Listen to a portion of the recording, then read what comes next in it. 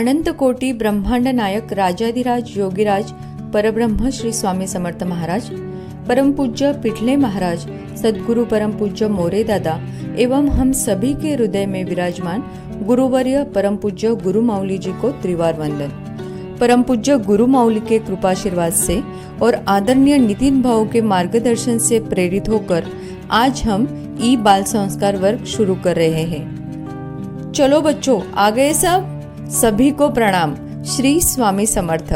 अप्रैल महीने के प्रथम सप्ताह के बाल संस्कार क्लास में आप सबका बहुत बहुत स्वागत है।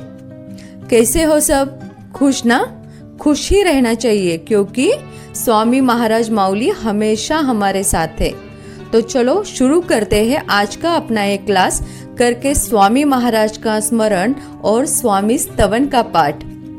बच्चों, आपसे निवेदन है, अब हम सब 2 मिनट के लिए अपने आंखें बंद करके स्वामी महाराज का स्मरण करेंगे। स्वामी महाराज की तस्वीर अपने आंखों के सामने लाएंगे। सबने आंखें बंद की है ना?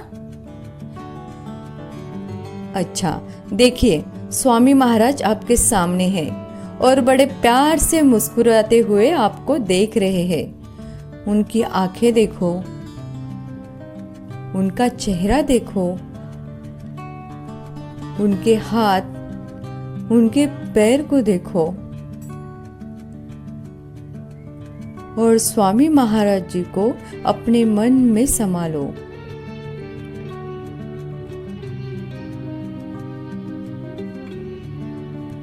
अभी आहिस्ता आहिस्ता अपनी आंखें खोलो।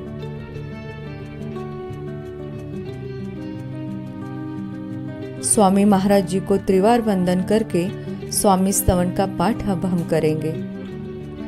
सभी तैयार है? श्री स्वामी स्तवन। श्री गणेशाय नमः, श्री सरस्वत्यै नमः, श्री गुरुभ्यो नमः, श्री कुलदेवताय नमः, श्री अक्कलकोट निवासी पूर्ण दत्तावतार दिगंबर यतिवर्य स्वामी राजाय नमः। ब्रह्मानंदं परमसुखदं केवलं ज्ञानमूर्ति द्वन्द्वातीतं गगनसदृशं तत्त्वमस्यादिलक्ष्यम् एकं नित्यं विमलमचलं सर्वधी साक्षिभूतं भावातीतं त्रिगुणरहितं सद्गुरु तं नमामि। ॐ रक्तांग रक्तवर्ण पद्मनेत्र सुहास्यवदनं कंठाटोपी जमाला दंडकमंडलूधर कटियांकर रक्षक त्रैगुण्यरहित त्रैलोक्यपालक विश्वनायक भक्तवत्सल कलियुगे श्री स्वामी समर्थावतार धारक पाहि मां पाहि मां पाहि मां। अब करो प्रार्थना, जय जयाजी अगहरणा परात्परा कैवल्य सदना ब्रह्मानंदायतिवर्या। जय जयाजी पुराण पुरुषा लोकपालक सर्वेशा अनंत ब्रह्मांडाधीशा वेदवंद्य जगद्गुरु सुखधामों के निवास सर्वसाक्षी करुणालया भक्तजनों को तारने हेतु अनंत रूपे सुसज्जिता। तू अग्नि तू पवन तू आकाश तू जीवन आप वसुंधरा पूर्ण चंद्र सूर्यादि आप ही। तू विष्णु और शंकर तू विधाता तू इंद्र अष्टदिक्पालादि समग्र आपके रूप में शोभित। कर्ता और कारक आप हवि और होता, दाता और देय करता आप ही समर्थ निश्चित। जंगम और स्थिर आप में व्याप्त समग्र आपके हेतु आदि मध्याग्र कहीं न बचे शेष। हे आप निर्गुण रूप लेकर सगुण ज्ञाता और ज्ञान आप एक विश्वेश। वेदों के तर्कों से परे शास्त्रों के धांत हारे विष्णु शंकर देव सब कुंठित हुए सब ही। मैं मात्र अल्पमति कैसी गाऊं आपकी स्तुति, सहस्र मुख ही निश्चिति, थका हारा ख्याति बोले। दृढ़ता से चरणों में माथा, रक्ष रक्ष मम समर्था, कृपा कटाक्षों से दीननाथा, दास की ओर देखना। अब इतना स्तवन स्पर्श करे आपका मन, कृपा सागर में हूँ मीन, आश्रय दीजिएगा सदैव। पाप ताप और दैन्य सबका हो निराकरण, यह लोक में सुखी बनाकर परलोक सुगम कीजिएगा। दुस्तर है भवसागर, पहुँचे हम दूसरे तीर, त्वन्नाम तरणी साचार, प्राप्त हो जावे मुझे। आशा मनीषा तृष्णा कल्पना और वासना, भ्रांति भुलावे नाना, न बाधित हो तव कृपा। कितने वर्णूं आपके गुण, दीजिएगा मुझे सुख साधन। अज्ञान तिमिर हटाकर, प्रकट हो हृदय में ज्ञानार्क। शांति मन में सदा बनी रहे, वृथाभिमान न हो, रहे सदा समाधान। आपकी कृपा से अंतर्मन में, भव दुखों का हो विनाश। आपके भजन से अंतर्मन में हो उल्लास, वृथा विषयों की न हो वासना कभी मन में। नित्य साधु समागम, आपके भजन सर्वोत्तम, वे बना दे मार्ग सुगम, दुर्गम न हो भव पंथ। आचरण व्यवहारों में न हो भ्रांति चित्त, अस्वीकार हो हमेशा असत्य, सत्य की जीत सर्वदा। आप्तों का हो पोषण, न्याय मार्गावलंबन, इतना दीजिएगा वरदान, कृपा पूर्वक समर्थ। रहकर इस संसार में प्राशन करूं तव नामामृत, प्रपंच और परमार्थ बने सुगम मेरे लिए।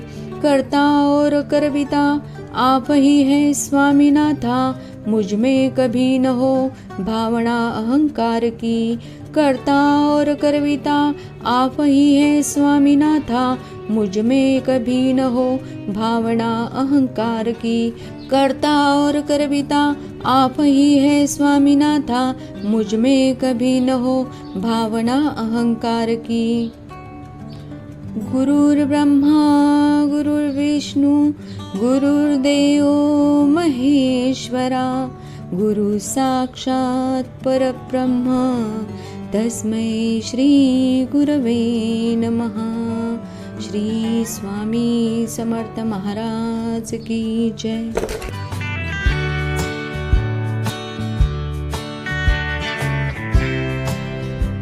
स्वामी स्तवन से प्रसन्न होकर आज हम दिन की शुरुआत अच्छे विचार से यानी कि सुविचार से करते हैं। और आज का सुविचार है, अन्नदाता बचेगा तो देश बचेगा। अन्नदाता किसे कहते हैं? किसानों को। हमारे गुरु माऊली जी ने किसानों को ब्राह्मण कहा है। हम जो अनाज खाते हैं वो जिस खेत से आता है उसी खेती को हमें समझ लेना चाहिए। किसानों के प्रति कृतज्ञता हमारे मन में चाहिए। देखो बच्चों, आज हमारे देश की स्थिति आप सभी जानते हैं। कोरोना महामारी से पूरा विश्व त्रस्त है, लेकिन फिर भी ऐसे विकट परिस्थितियों में अपना किसान राजा यानी कि फार्मर दिन रात मेहनत करके हमारी जीवनावश्यक जरूरतें पूरी कर रहा है। तो हम सब मिलकर इस किसान राजा के लिए, उसके सुरक्षा के लिए महाराज और गुरु माऊली जी से प्रार्थना करते हैं, क्योंकि अन्नदाता बचेगा तो ही देश बचेगा।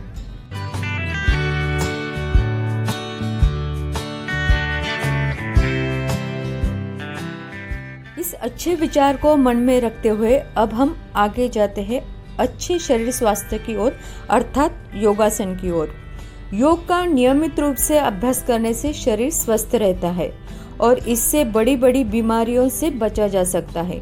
योग की अनेक मुद्रा है, जिसमें आज हम सीखने जा रहे हैं शलभासन। यह योग का एक प्रमुख आसन है। इस आसन से हमारे शरीर की मांसपेशियां मजबूत होती है और पीठ दर्द जैसी समस्या को भी दूर किया जा सकता है।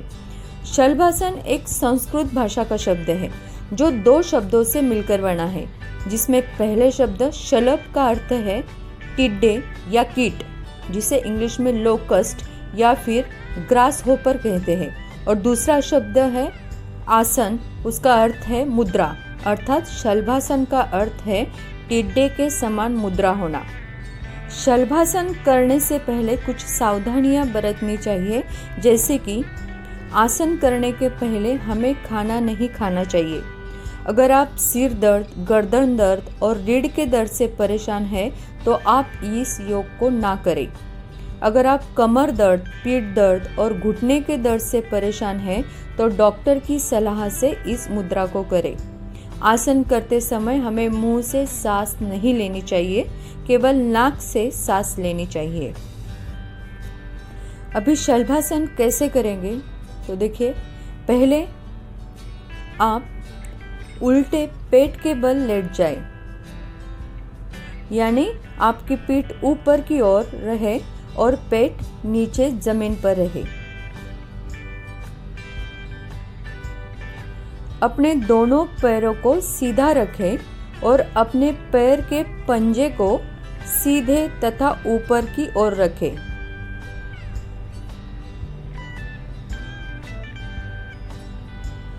अपने दोनों हाथों को सीधा करें और उनको जांघों के नीचे दबा लें, यानी अपना दायां हाथ दाई जांघ के नीचे और बायां हाथ बाई जांघ के नीचे दबा लें।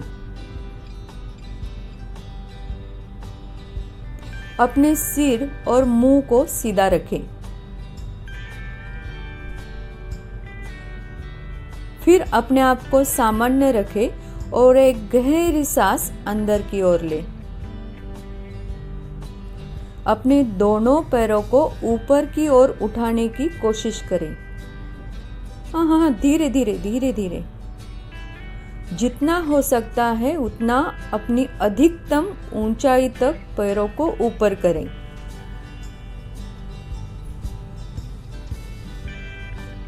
अगर आप योग अभ्यास में नए हैं तो आप पैरों को ऊपर करने के लिए अपने हाथों का सहारा ले सकते हैं।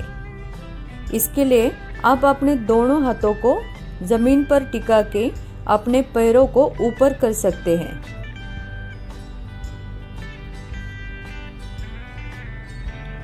बराबर। आप इस मुद्रा में कम से कम 20 सेकंड तक रहने की कोशिश करें। इसे आप अपने क्षमता के अनुसार कम ज्यादा कर सकते हैं।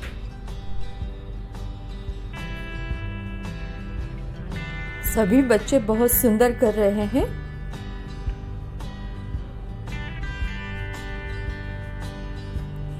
इसके बाद आप धीरे धीरे अपनी सांस को बाहर छोड़ते हुए पैरों को नीचे करते जाएं।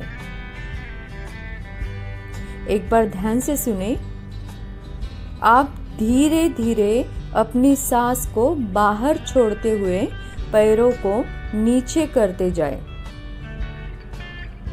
कोई जल्दी नहीं, और पुनः अपनी प्रारंभिक स्थिति में आ जाए।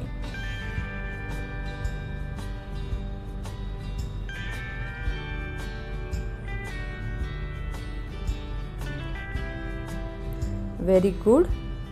सबने बहुत अच्छी तरह से किया है। कैसा लग रहा है? अभी इसी आसन को हमें 3-4 बार दोहराना है।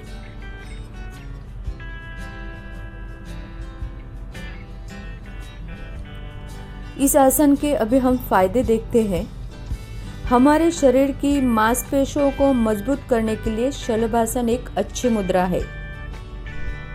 यह हमारे शरीर के हाथों, जांघों, पैरों और पिंडली को मजबूत करता है। इसके साथ यह पेट की चर्बी को कम करके उसे सुंदर बनाता है। रीढ़ की हड्डी को मजबूत करने के लिए शलभासन एक अच्छा योग है। यह हमारे पेट के पाचन तंत्र को ठीक करता है, जिससे पेट संबंधी बीमारियां नहीं होती है। इसके साथ यह कब्ज को ठीक करता है, शरीर में अम्ल और क्षार के संतुलन को बनाए रखता है। यह मूत्र संबंधी विकारों को सुधारने में मदद करता है और रीढ़ की बीमारियों को ठीक करता है। शलभासन से हमारा पूरा शरीर स्वस्थ रहता है।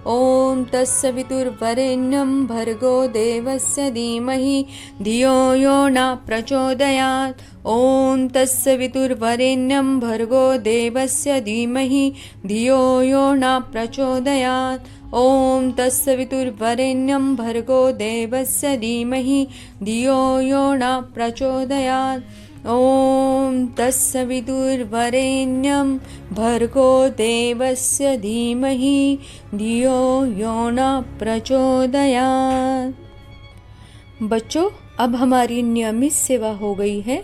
अब हम जाते हैं विशेष सेवा की ओर।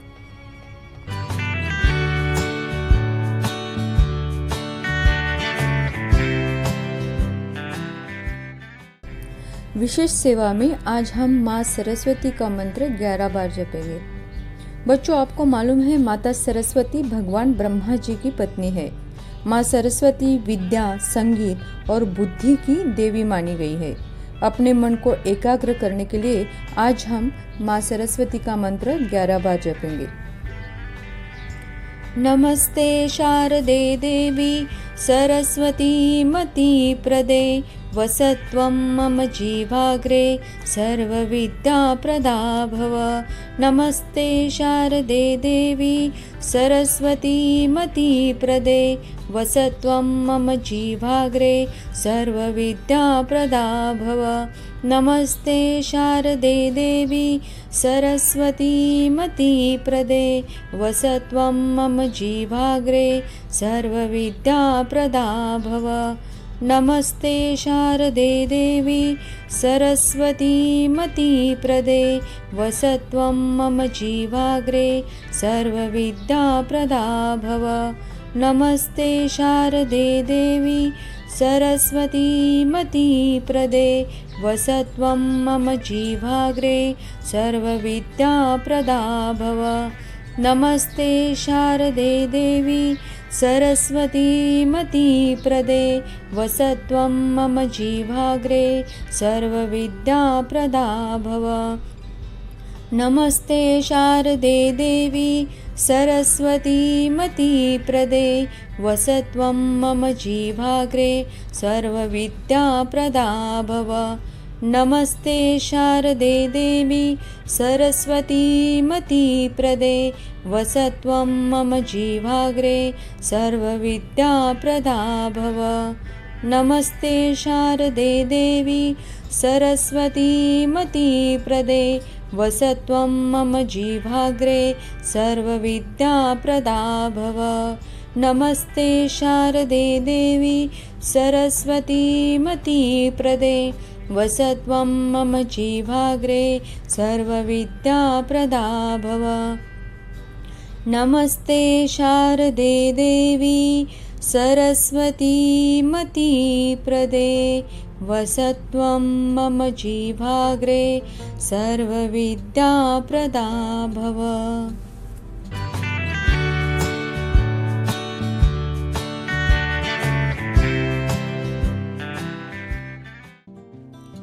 बच्चों, आपके एग्ज़ाम्स कैंसिल हुए हैं, सब लोग घर में बैठे हैं, कोई बाहर नहीं जा रहा है।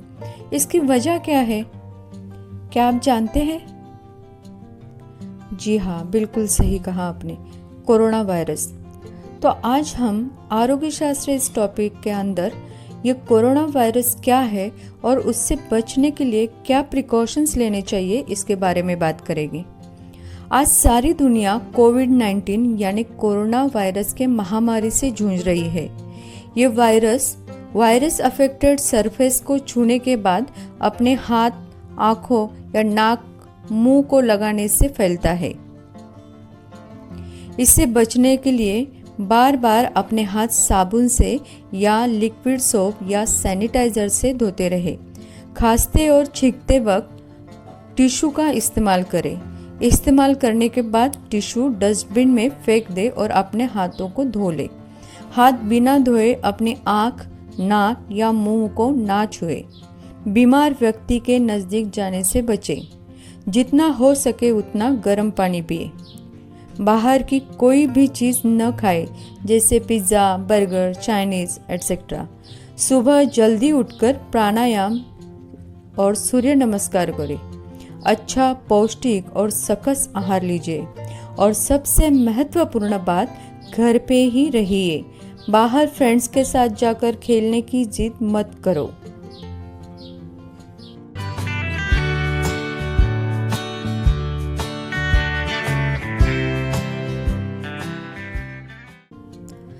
वैसे तो आप सभी बच्चे अच्छे, प्यारे और आज्ञाकारी हो, बराबर है ना।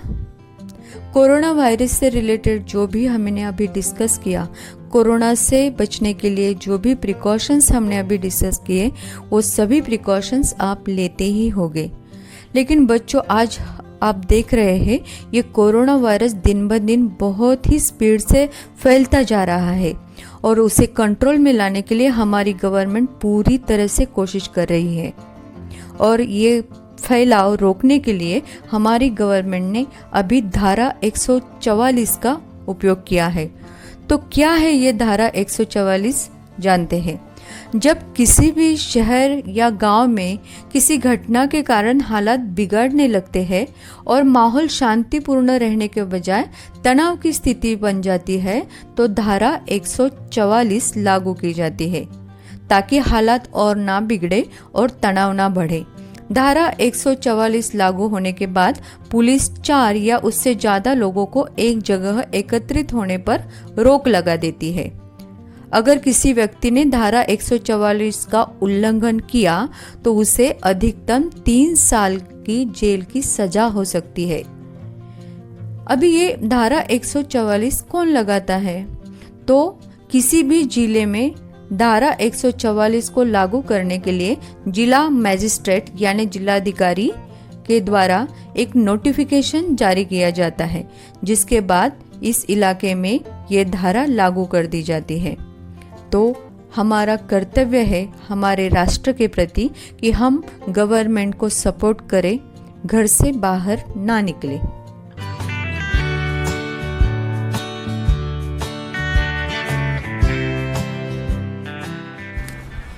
चलो बच्चों, अब हम सुनेंगे एक सुंदर सी बोध कथा। अरे, आप तो इतना खुश हो गए। मुझे मालूम है आप सबको कथा सुनना बहुत ही पसंद है।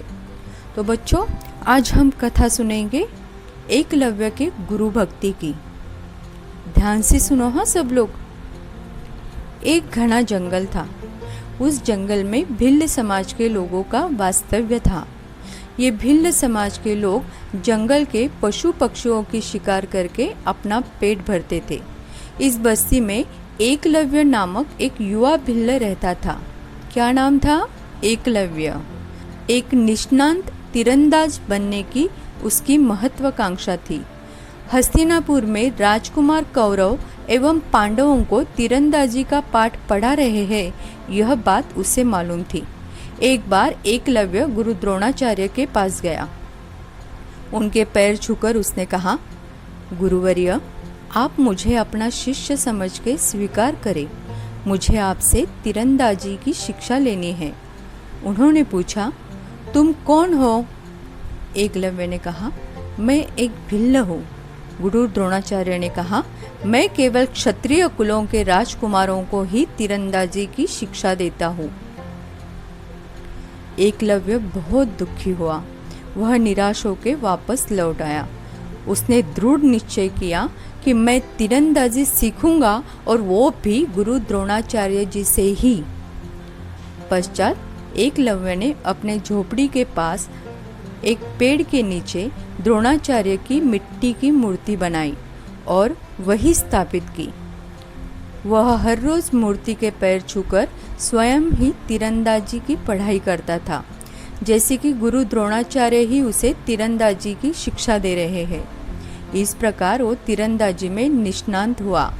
बच्चों, सुन रहे हो ना? एक दिन गुरु द्रोणाचार्य और सभी राजकुमार जंगल में शिकार के लिए गए। उनके साथ उनका एक शिकारी कुत्ता भी था। वह कुत्ता एकलव्य की झोपड़ी के पास गया। एकलव्य को देखकर वो भौंकने लगा। एकलव्य ने निशाना साधकर एक तीर छोड़ा। तीर कुत्ते के मुंह में जाके अटका। फिर एकलव्य ने एक के बाद एक तीर छोड़े और कुत्ते का मुंह तीरों से भर दिया। इस प्रकार कुत्ते के मुंह में 7 तीर होके भी मुंह से खून की एक भी बूंद नहीं निकली। द्रोणाचार्य जी के पास कुत्ता भागता हुआ गया। तीरों से भरे हुए कुत्ते का मुंह देख के द्रोणाचार्य के मुंह से शब्द निकले, सच में यह कोई श्रेष्ठ तीरंदाज होना चाहिए। और वो उस अज्ञात तीरंदाज के खोज में निकले। घूमते घूमते वह एकलव्य की कुटिया के पास गए। एकलव्य उस वक्त तीरंदाजी का अभ्यास कर रहा था। गुरु द्रोणाचार्य ने उसके पास जाके कहा, तुमने ही हमारे कुत्ते का मुंह तीरों से भर दिया है क्या? इतनी सुंदर तीरंदाजी तुमने कहाँ से सीखी? एकलव्य ने गुरु द्रोणाचार्य जी को पहचान लिया था। एकलव्य ने सर्वप्रथम झुककर गुरु को वंदन किया और कहा, जी गुरुदेव, ये मैंने ही किया है। द्रोणाचार्य जी ने कहा, तुम्हारे गुरुदेव का नाम क्या है? इतनी अच्छी तीरंदाजी तुम्हें किसने सिखाई? एकलव्य ने पेड़ के नीचे रखी मूर्ति की तरफ अंगुली निर्देश करते हुए बताया, यह है मेरे गुरुदेव, इनसे ही मैं तीरंदाजी सीख रहा हूँ। मूर्ति के पास जाकर गुरुदेव ने मूर्ति बारीक से देखी और कहा, अरे ये तो मेरी ही मूर्ति है। गुरुदेव जी के चरणों में माथा टेककर एकलव्य ने कहा, जी हाँ गुरुदेव, मैंने मन से आपको ही अपना गुरु माना है। आपके मूर्ति के कृपाशीष से ही मैं ये तीरंदाजी सीख पाया हूँ। अभी आप भी मुझे आशीष दें। गुरु द्रोणाचार्य को समझ में आया, गुरु के प्रति एकलव्य की भक्ति और श्रद्धा देखकर उनका मन उसके लिए प्रेम से उमड़ पड़ा। इसके साथ ही यह बालक तीरंदाजी में कौरव पांडवों को पीछे छोड़ देगा, इसकी चिंता लगने लगी। उन्होंने मन में ही कहा, अर्जुन भी इस युवक के आगे तीरंदाजी में कम साबित होगा, फिर अब क्या करें? बहुत सोचने के बाद द्रोणाचार्य जी ने एकलव्य को कहा, अगर तुम मुझे गुरु मानते हो, तुम्हें मुझे गुरु दक्षिणा देनी चाहिए। यह सुनकर एकलव्य आनंदित हुआ और वो तुरंत बोला, मांगो गुरुवर, गुरु दक्षिणा जो आप बोलेंगे वो मैं आनंद से समर्पित करूँगा। द्रोणाचार्य जी ने कहा, गुरु दक्षिणा में मुझे तुम्हारे दाएं हाथ का अंगूठा चाहिए। एकलव्य ने कदापि विलंब न करते हुए अपने कमर को लगाई हुई छुरी निकाल के दाएं हाथ का अंगूठा काट के गुरु चरणों में अर्पण किया। एकलव्य का यह बलिदान देख के सारे राजकुमार और द्रोणाचार्य जी अचंभित हुए। उसे प्यार से बोले, एकलव्य, तुमने दी हुई गुरु दक्षिणा का कोई जवाब नहीं है। जब तक आकाश में चांद सूरज रहेंगे तब तक लोग तुम्हारे त्याग का स्मरण करेंगे। एक श्रेष्ठ तीरंदाज के नाम से तुम्हारी सारे जग में कीर्ति फैलेगी, ऐसा मेरा तुम्हें आशीर्वाद है। तो बच्चों, ये थी कथा एकलव्य के गुरु भक्ति की। कैसी लगी आपको? बच्चों, हमें इस कथा से क्या बोध मिला? इस कथा से हमें यह बोध मिला कि हमारे मन में हमारे परम पूज्य गुरु मौली जी के प्रति एकलव्य की तरह दृढ़ गुरु निष्ठा और गुरु भक्ति होनी चाहिए।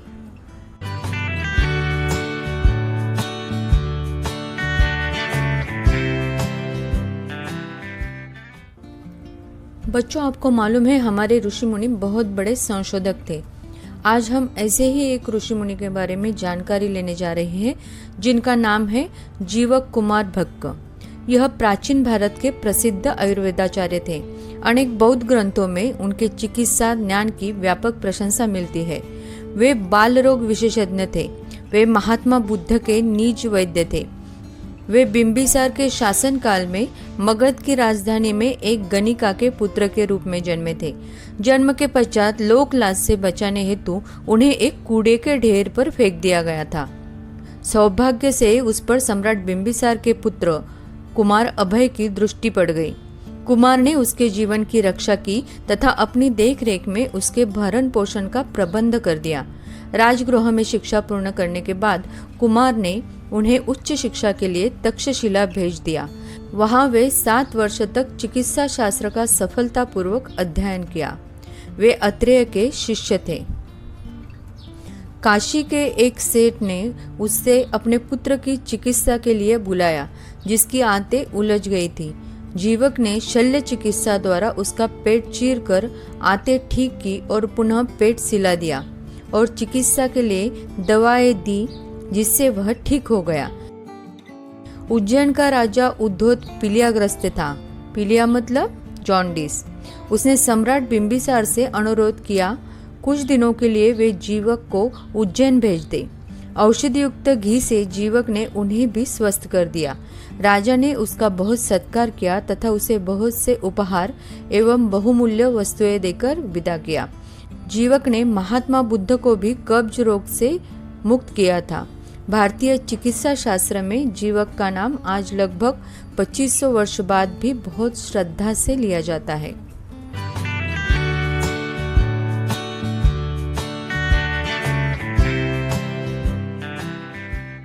बच्चों, हर दिन हमारे लिए विशेष होता है, लेकिन कुछ दिन ऐसे होते हैं जिनकी कुछ अलग सी पहचान होती है, अलग सी विशेषताएं होती है। जैसे कि 7 अप्रैल को जागतिक आरोग्य दिन माना जाता है। अभी आपके मन में सवाल आए होंगे कि 7 अप्रैल को ही जागतिक आरोग्य दिन क्यों मनाया जाता है? तो उसका आंसर है आधुनिक तंत्रज्ञान का इस्तेमाल, अतिरिक्त औद्योगिकरण का पर्यावरण पर हुआ असर, कारखानों की वजह से जमीन, पानी, ध्वनि और वायु से हुआ प्रदूषण, इससे श्वसन संस्था, पाचन संस्था, चेता संस्था, आंखें, नाक, कान, त्वचा आदि अंगों की बीमारियां होती है। इन सभी समस्याओं को ध्यान में रखकर दुनिया के सारे लोगों का शारीरिक और मानसिक आरोग्य सुधारण हेतु एवं आयु वृद्धि के लिए लोक कल्याण हेतु संयुक्त राष्ट्र संघ की अति विशिष्ट जागतिक आरोग्य संगठन यानी कि वर्ल्ड हेल्थ ऑर्गेनाइजेशन दिनांक 7 अप्रैल 1948 को जिनीवा शहर में अस्तित्व में आई। समझ में आया? उसके बाद इस संगठन का वर्धापन दिन जागतिक आरोग्य दिन के नाम से मनाया जाता है।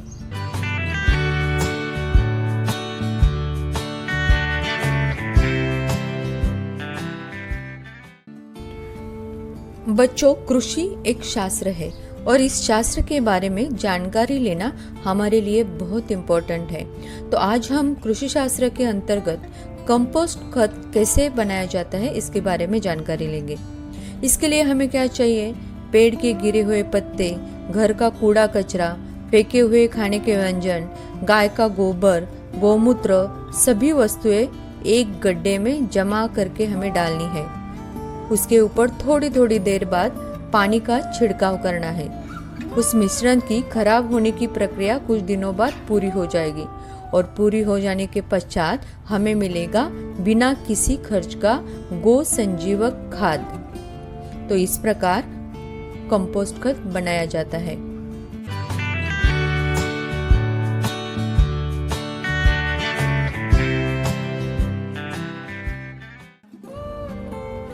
हमारे बाल संस्कार के हर क्लास में एक विशेष उपक्रम रहता है। तो आज का जो विशेष उपक्रम है वो आज की परिस्थितियों को सामने रख के हमने बनाया है। इस विशेष उपक्रम में बच्चों के साथ उनके पेरेंट्स भी शामिल होंगे। तो बच्चों, आपसे निवेदन है कि आपके मम्मी पापा जहाँ भी होंगे उनको बुला के आपके पास बिठाओ। आज का हमारा विशेष उपक्रम अभी चालू होगा। बच्चों, आपके पेरेंट्स को आपके बाजू में बिठाओ।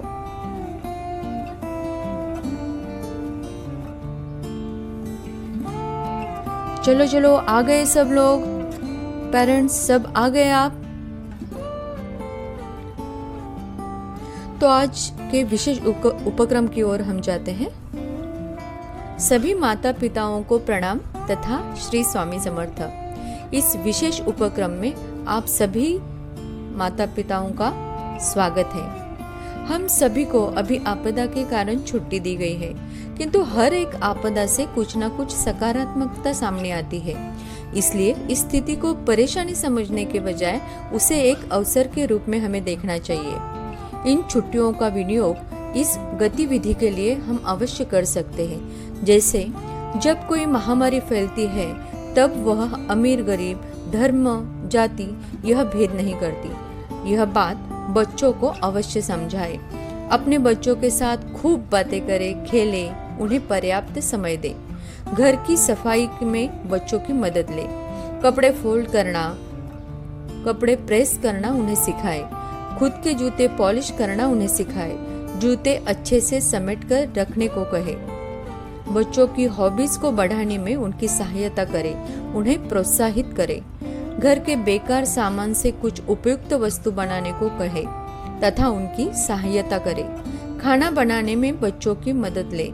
सब्जी धोना, साफ करना, काटना, आटा गूंथना, यह काम करने को कहे। चाय, शरबत बनाने के लिए उन्हें सिखाए। बच्चों को भगवान की पूजा करने को सिखाए। पूजा घर में रखी हुई भगवान की मूर्तियों का उन्हें परिचय दे। बच्चों से प्रतिदिन गणपति अथर्वशीर्ष, प्रज्ञा विवर्धन स्तोत्र, राम रक्षा, मारुति स्तोत्र पठन करवाएं तथा उसका महत्व उन्हें समझाए। बच्चों को अच्छी सी किताबें पढ़ने के लिए दे। छत्रपति शिवाजी महाराज, महान पुरुष, व्यक्ति रेखाएं, संत चरित्र आदि का समावेश कर सकते हैं। उनकी पढ़ने में रुचि बढ़ेगी। घर के बड़े बुजुर्ग के साथ बातें करने को कहे। उनके प्रति बच्चों के मन में आदर भाव निर्माण करने हेतु प्रयास करें।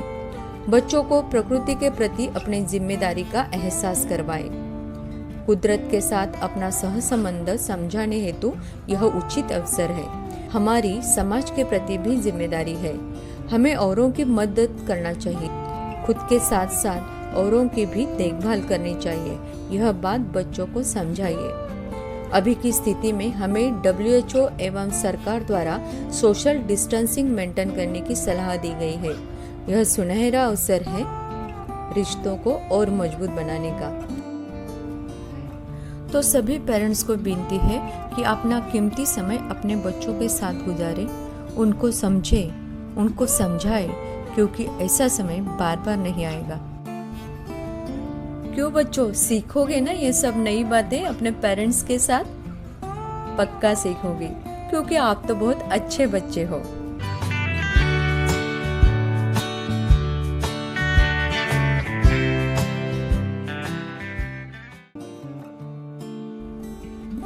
चलो बच्चों, अभी टाइम है होमवर्क का।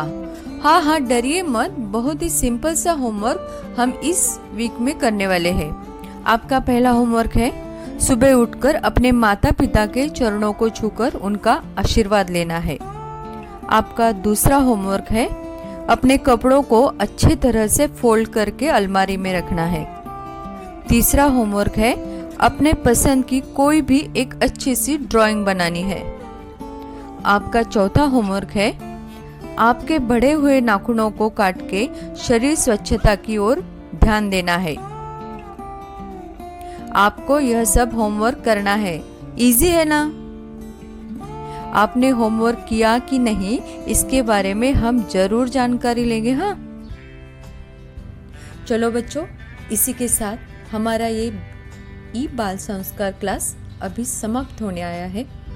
गुरुर् ब्रह्मा गुरुर्विष्णु गुरुर्देव महेश्वरा, गुरु साक्षात् परब्रह्म तस्मै श्री गुरवे नमः। श्री स्वामी समर्थ महाराज की जय। श्री गुरुदेव दत्त, श्री त्र्यंबकेश्वर महाराज की जय। गंगा गोदावरी माता की जय। सद्गुरु परम पूज्य मोरे दादा की जय। श्री स्वामी समर्थ गुरु माऊली जी की जय। भारत माता की जय।